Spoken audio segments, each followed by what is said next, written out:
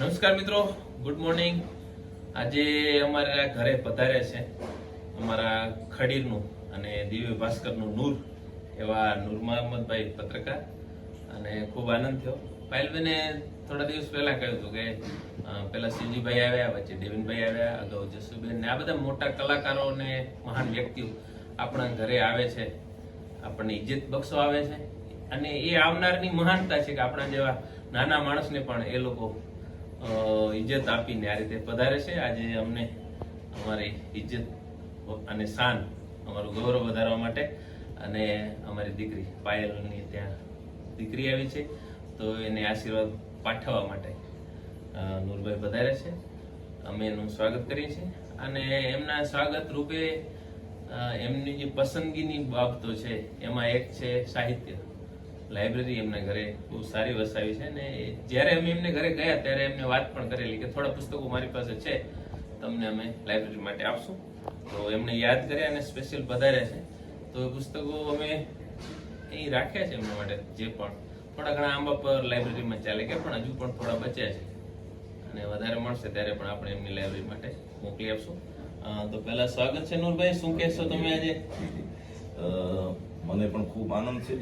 ખડીરના ગૌરવ એવા હીરાલાલભાઈ ભૂરાભાઈ ચાવડા ગૃહપતિ તરીકે વચમાં જ્યારે મને અહીંયા અત્યારે બસ સ્ટેન્ડે લેવાયા ત્યારે વાત નીકળી હતી કે મને લોકો જે છે હીરા ગૃહપતિ તરીકે જ વધારે ઓળખે છે.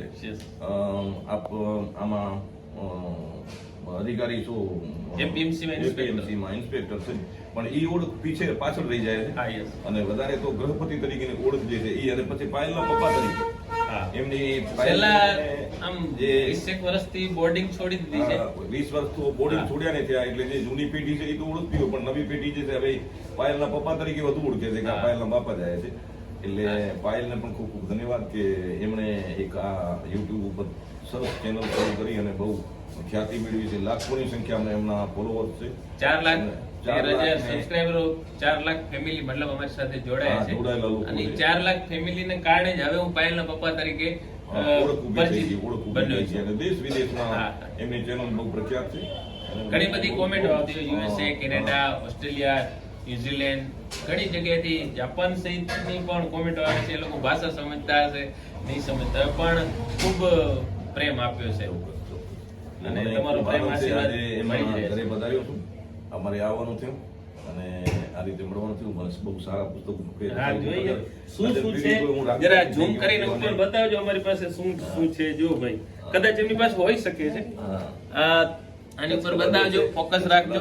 કચ્છ કલાદર દુલેરાય કારાણી દાદાનું છે, અને એનો બીજો ભાગ પણ છે, આ પણ છે કચ્છ કલાદર, એ પણ છે.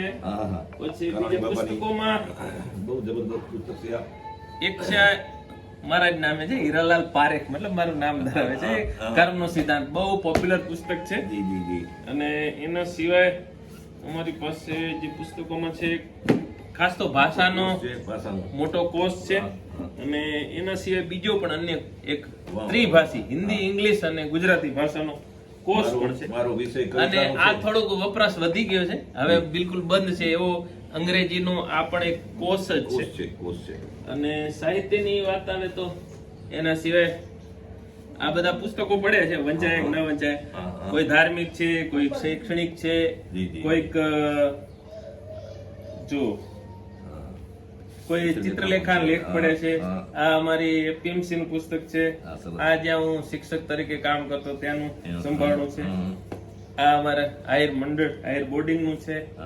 અને આ એક બહુ અણમોલ વિરાસત જે કચ્છની છે એના ઉપર આખા મસ્ત સારું પુસ્તક છે. આ બાકી બધા થોડા સાહિત્યના પુસ્તકો છે જે આજે અમે આટલું એમના માટે રાખ્યું છે, અને બહુ આનંદ થશે કે આ યોગ્ય હાથોમાં જશે અને એનું વાંચન થશે.